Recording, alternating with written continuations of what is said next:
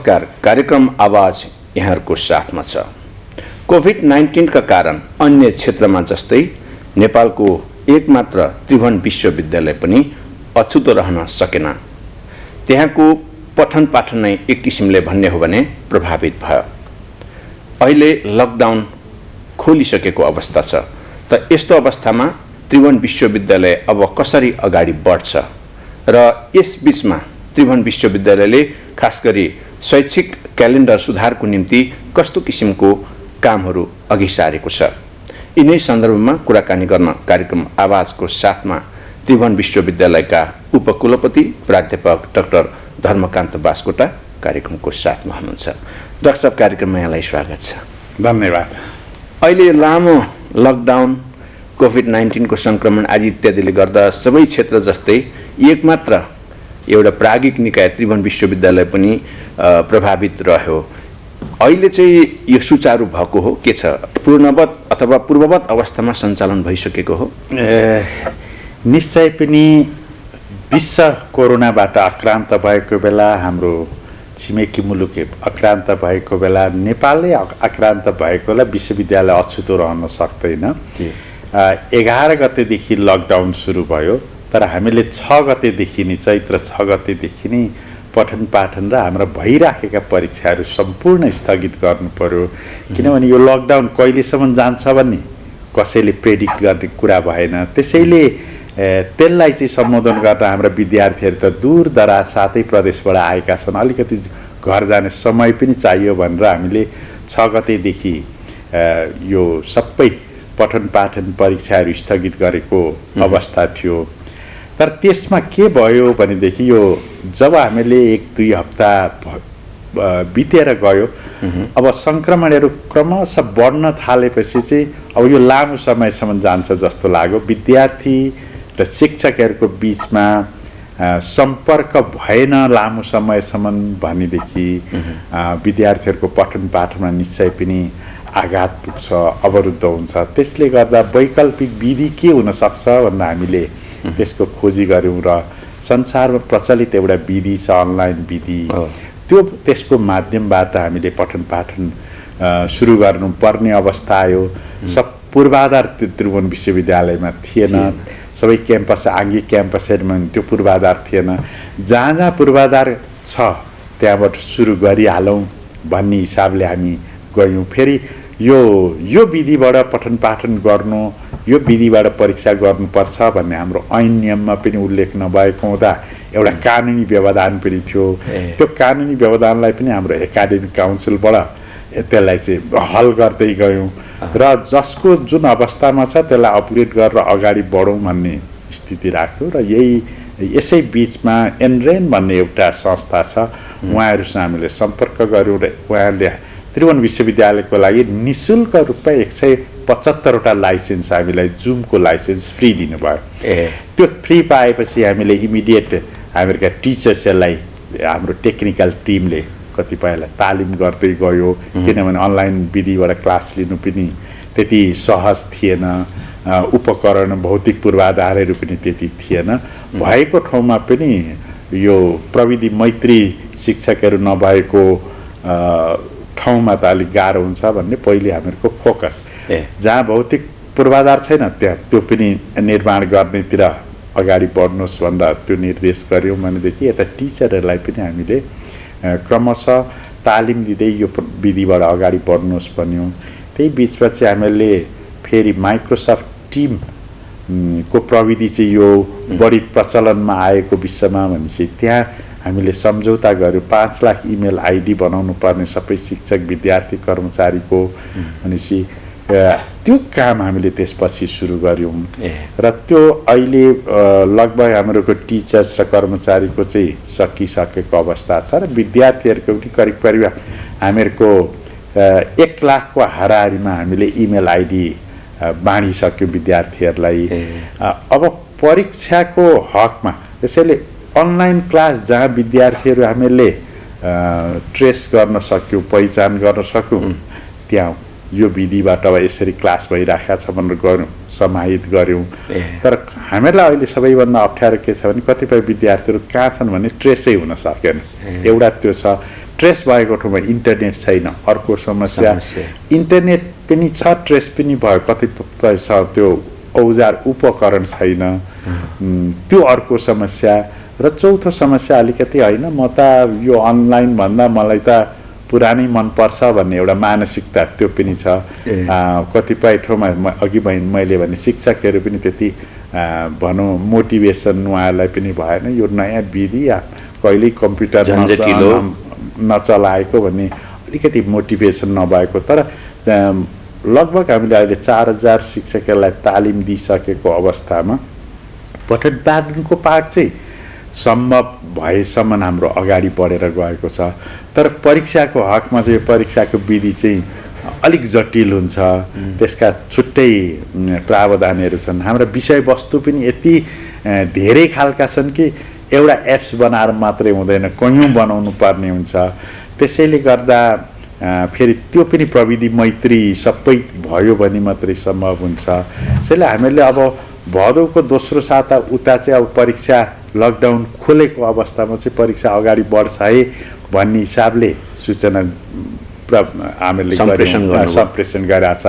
तर अलिकति विद्यार्थी अभिभावकहरूले के आएको छ भने बल्ल 1 गतेदेखि लामो दूरीको बस खुल्छ, पहाडतिर पहिरो गइरहेको छ, फेरि त्यो पहिरोबाट बस चढ्ने ठाउँ, त्यो बस चढ्ने ठाउँबाट यहाँ आउँदा चाहिँ अलिकति हामीलाई समय बिचमा ग्याप अलिक बढाउनु पर्छ कि भनेपछि अनि हामीहरूले चाहिँ सबैसँग सरसल्लाह गरेर भदौको तेस्रो साता उता भनौँ 21 गते भन्दा पछाडि चाहिँ हामीहरूले जहाँ विद्यार्थीको सङ्ख्या थोरै छ, सबै विद्यार्थीहरू आएका छन्, त्यहाँबाट सुरु गर्न सकिन्छ कि भन्ने एउटा निर्देशन दिइसकेको अवस्था छ।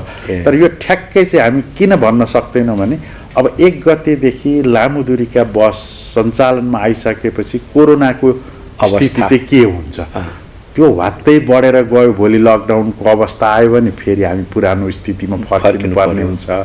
त्यो सहज हुँदै गयो भने हाम्रो परीक्षाहरू चाहिँ सहज रूपमा सञ्चालन भएर जाने अहिले हामी यो स्थितिमा पुगेका छौँ। डाक्टर साहब, भनेपछि लकडाउनको समयमा त एउटा समय र परिस्थितिले मान्छेलाई नयाँ नयाँ कुरा, इन्भेन्सनको कुराहरू चाहिँ आउँछ, जहाँ इच्छा त्यहाँ पाएँ भनिन्छ नि। टियुले पनि म्यासिभ रूपमा यो अनलाइनदेखि लिएर चाहिँ यसको आइटी क्षेत्रलाई चुस्त दुरुस्त बनाउने यहाँको कुरा सुन्दाखेरि त्यो काममा तपाईँहरू व्यापक लाग्नुभएछ होइन त? निश्चय पनि, किनभने अहिलेको जमाना भनेकै आइसिटीको जमाना हो। मैले पहिलेको सिनेट बैठकमै मैले एउटा प्रतिबद्धता जाहेर गरेँ, विश्वविद्यालय अब आइटी फ्रेन्डली विश्वविद्यालयको रूपमा स्थापित गर्नुपर्छ। अब सबैसँग इमेल आइडी भयो भने तीबाट हामीहरूको अनलाइनबाट नै कतिपय कुराहरू काठमाडौँ आइराख्नु पर्दैन। जस्तै केही कुराको फर्म भर्नु पर्यो भने उहीँबाट भर्न सक्छ, पैसा तिर्नु पर्यो भने उहीँबाट रिसिट लिएर तिर्न सक्छ। त्यसैले यसमा हामी पुराका लागिरहेका छौँ।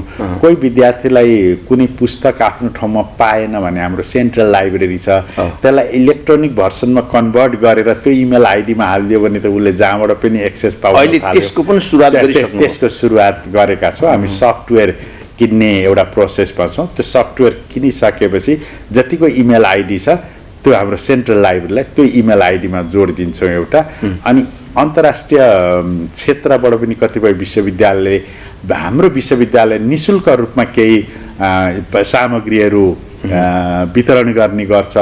त्यो चाहिँ विश्वविद्यालयको आइडी भएको मान्छेले मात्रै पाउने भएको हुँदा अब यो विश्वविद्यालयको आइडी पाइसकेपछि यो त्यसरी बाहिरका विश्वविद्यालयले पनि दिने जति हामीहरूका सामग्रीहरू छन्, जर्नलहरू छन्, त्यो हाम्रा विद्यार्थी शिक्षकहरूले निःशुल्क पाउने अवस्था छ एउटा। त्यस्तै हिसाबले अब यो कस्तो हुन्छ भने कोही विद्यार्थी विदेशमा गयो, जस्तै हाम्रो टियुको त्यो इमेल आइडी भएको विद्यार्थी त्यहाँ केही भयो केही पर्यो र त्यहाँको प्रशासनले हामीलाई यो टियुको विद्यार्थी हो कि होइन भन्दा आजको दिनमा झट्टै हेर्ने भनेदेखि हामी त्यो भेरिफाई गर्न सक्ने अवस्थामा छैनौँ। तर त्यो इमेल आइडी भयो भने त त्यो उसको इमेल आइडी कति भन त भनेपछि त्यो भन्ने बित्तिकै खोज्यो भने त हाम्रो अगाडि हुन्छ, हो यो हाम्रो बोनाफाइड स्टुडेन्ट हो, बोनाफाइड कर्मचारी हो, बोनाफाइड प्राध्यापक हो भन्न हामीले भन्न सक्ने अवस्था पनि रहन्छ। त्यसैले आइटी फ्रेन्डली अर्गनाइजेसन बनाउनको लागि हामी लागि परेका छौँ। यहाँले तर भन्नुभयो नि जस्तो सम्बन्धन प्राप्त सहित चाहिँ सबै चाहिँ क्याम्पसलाई हेर्दाखेरि 1164 लगभग 1124 देखिन्छ होइन। हजुर। यस्तो अवस्थामा विद्यार्थीलाई ट्रेसिङ गर्नको निम्ति अथवा यो आइटी क्षेत्रको काम गर्दाखेरि जस्तो डेटाहरू चाहिँ त्यसको चाहिँ नै प्रशोधन गर्ने, त्यसपछि चाहिँ नै यो ग्रेडिङ सिस्टमलाई चाहिँ सिस्टमेटाइज गर्ने हिसाबले अनलाइनको कुराहरूमा क्लास मात्रै नभइकन यहाँले भन्नुभयो नि जो फर्म भर्ने एउटा विद्यार्थीलाई अहिले जसले पनि गुनासो गर्छन् कि टियुमा जाँदाखेरि त्यो अत्यन्त भेग क्षेत्र छ, त्यहाँ चाहिँ कुन कुन चाहिँ डिपार्टमा जाँदाखेरि मान्छेहरू त्यहीँ हराउने बाहिरबाट आएको हुन्छ कतिपय होइन। यस्तो एउटा असामञ्जस्यताको अवस्थालाई अन्त्य गर्नु कस्तो किसिमको फोकस तपाईँहरूको चाहिँ छ? अब मुख्य कुरो जब हामीहरूले विश्वविद्यालयलाई आइटी फ्रेन्डली बनाउँदै जान्छौँ भनेदेखि एउटा अघि मैले भनिहालेँ पाठ्य सामग्रीहरूको पहुँच सहज भएर जान्छ, नम्बर 1। नम्बर 2, कोही विद्यार्थीहरू दूर दराजमा बसेको छ, ऊ यहाँ आइराख्नु पर्दैन आफ्नो डकुमेन्टहरू लिन, अनलाइनबाट उहीँबाट उसले त्यो एप्लाई गर्छ, पैसा तिर्नुपर्ने उहीँबाट जुनसुकै कामको पनि जस्तो ट्रान्सक्राइबदेखि लिएर यो सबैको हाम्रो योजना चाहिँ त्यही छ। अहिले डेटा ट्रान्सफरको फेजमा छौँ। तर के भने त्रिभुवन विश्वविद्यालय यति विशाल ठुलो छ कि अघि भनिहालेँ 62वटा आङ्गिक क्याम्पस, 1062वटा सम्बन्धन प्राप्त गर्दाखेरि 1124वटा भएको हुँदा त हाम्रो विद्यार्थीको सङ्ख्या 4 लाखको हाराहारीमा छ भनेपछि यो भारै थेगी नसक्नु अवस्थामा रहेको कारणले गर्दा जति हामीले छिटो हुन्छ भनेर परिकल्पना गरेका छौँ त्यो नम्बरै बढी भएको हुँदा त्यो हामीहरूको सोचाइ अनुसार गएको छैन। तर के भने हामी त्यो प्रक्रियामा छौँ, धेरै अगाडि बढिसकेका छौँ र मलाई लाग्छ आगामी 6 महिनाभित्रमा चाहिँ कमसे कम यो अनलाइन विधिबाट एप्लिकेसन दिने, पेमेन्ट गर्ने, त्यसपछि त्यही विधिबाट उसको कुनै काहीँ त्यस्तो मिस्टेकहरू कतै भएको रहेछ ठेगानामा, नाममा, जन्ममितिमा, त्यो सबै भेरिफिकेसन भयो भने अटो प्रिन्ट भएर निस्किने खालको चाहिँ त्यो प्रविधिमा हामीहरूले अहिले काम गरिराखेका छौँ र आशा गरौँ कि भोलिका दिनमा त्यो प्राप्त हुनेछ विद्यार्थीहरूलाई र विद्यार्थीहरूको रिजल्ट पनि यो इमेल आइडी सबै भइसक्यो भने एउटा क्लिकबाट त्यहाँ हालिदियो भनेदेखि सबै विद्यार्थीहरूले त्यो एक्सेस पाउँछन्। रिजल्ट हेर्न पनि त्यति धेरै पर्दैन। डाक्टर साहब, यहाँले कार्यभार सम्हाल्नु भएको टियुको नेतृत्वमा आउनुभएको लगभग 10 महिना भइसकेको अवस्था छ। यस्तो अवस्थामा यहाँले त्यो पद बहाली गर्दा मलाई याद छ कि यहाँले यो शैक्षिक क्यालेन्डर जो चाहिँ अत्यन्त अस्तव्यस्त हुने गरेको गुनासो आउँछ, यसलाई चाहिँ म क्यालेन्डरलाई टाइम टेबल सहित चाहिँ सुधार गर्छु भन्नुभएको थियो।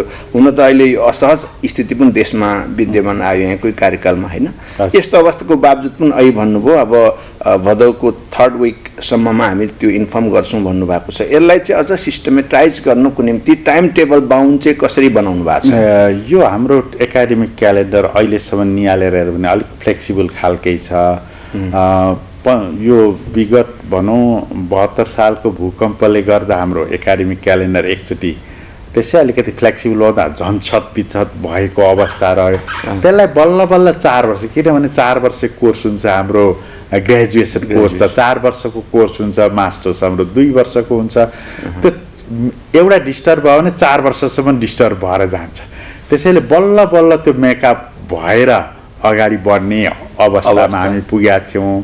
तर यो कोभिडले गर्दा डिस्टर्ब गऱ्यो। अब योभन्दा धेरै अहिलेसम्म हामीले भदौको तेस्रो सातादेखि परीक्षा लिएर गयौँ र यसलाई हामीहरूले पठन पाठनलाई अगाडि बढाउँदै गएका छौँ।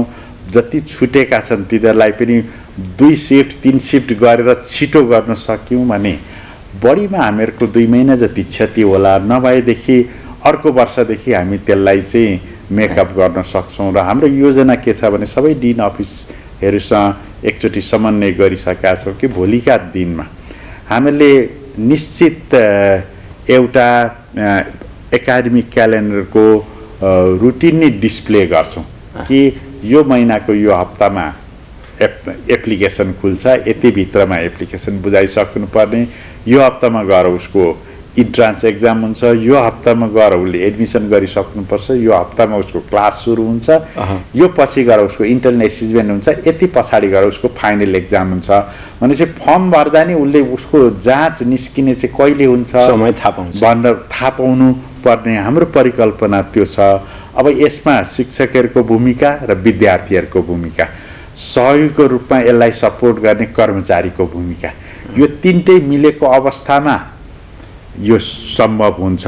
र हामीले सबैलाई यो आग्रह गरेका छौँ कि विश्वविद्यालयको साख भनेकै एउटा निश्चित शैक्षिक पात्र हो, त्यो बनाउन सक्यौँ भने हुन्छ नै।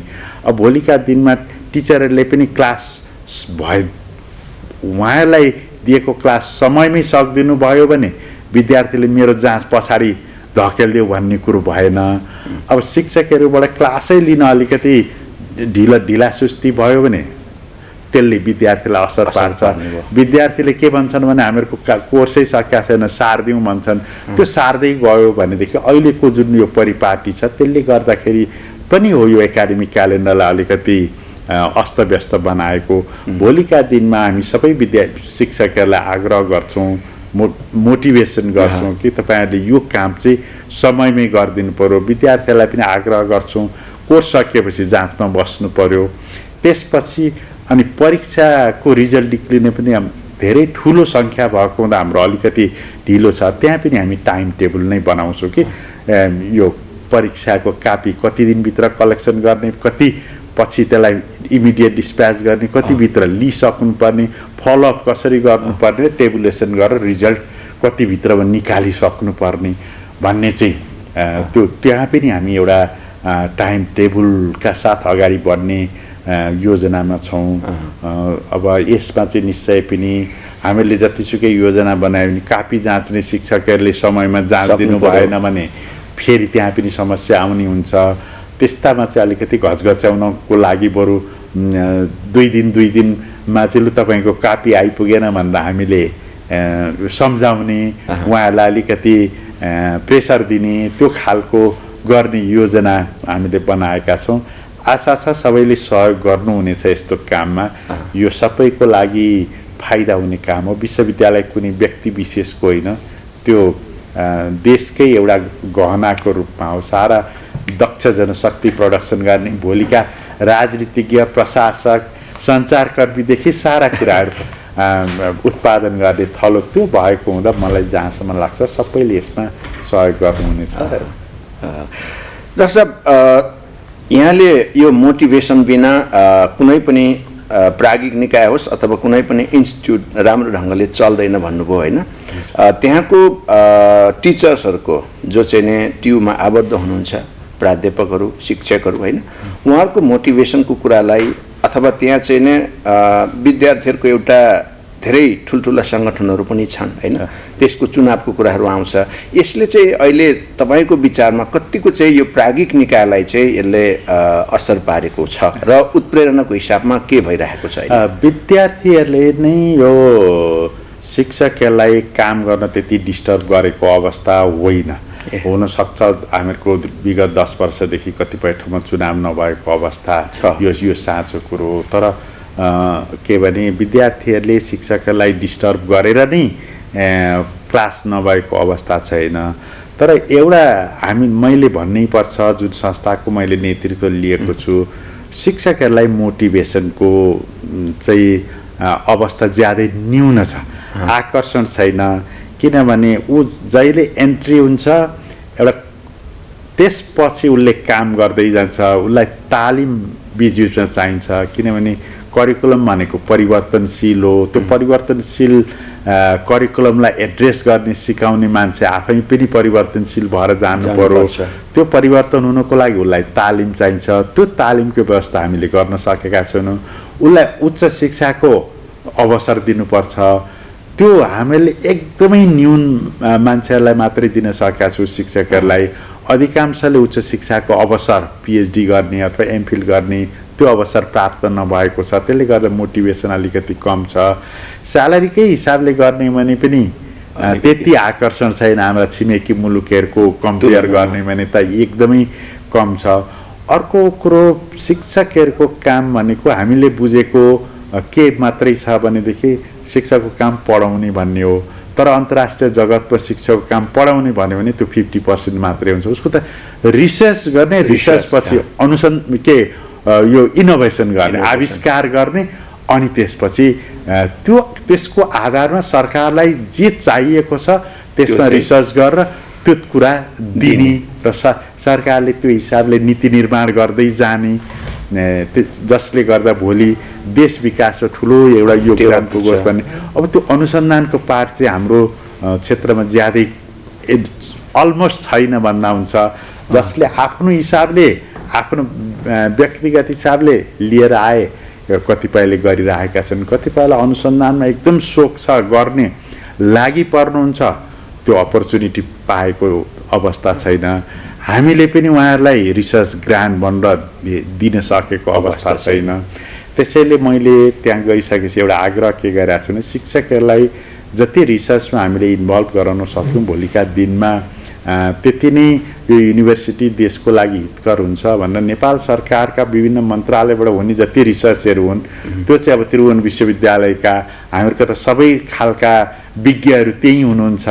त्यसैले यी एनजिओ आइएनजिओलाई नदिएर हाम्रो विश्वविद्यालयको शिक्षकहरूलाई दियो भनेदेखि उहाँहरूले गर्नुहुन्छ। आफूले मात्रै आफ्नो डिपार्टमेन्टले भ्याएन भने त्यहाँ त हाम्रा त 40वटा विभागहरू छन्, जस्तो खालको मेन पावर चाहियो त्यस्तै खालको मेन पावर हामीसँग छ। यहाँ धेरै जसोको परिपाटी सरकारी निकायको अथवा मन्त्रालयहरूको रिसर्च गर्ने चाहिँ एनजिओ आइएनजिओलाई दिने चलन रहेछ। एनजिओ आइएनजिओसँग त्यस्ता विज्ञहरू कहाँ छन्? भरे लिने हायर गर्ने त हाम्रै विश्वविद्यालयको प्राध्यापक हो। हाम्रो विश्वविद्यालयको प्राध्यापक किन एनजिओ आइएनजिओको झोला बोकेर हिँड्ने? गर्वका साथ आफ्नै ठाउँमा अनुसन्धान गर्न आफ्नै मातहतमा सिधै गभर्मेन्टले G2G माध्यमबाट त्यो दियो भनेदेखि एउटा सरकारलाई पनि भनौँ अलिकति सुलभ नै हुन्छ। दोस्रो हाम्रो शिक्षकहरूको जुन मोटिभेसनको कुरा गरेँ त्यो मोटिभेसन पनि बढेर जान्छ।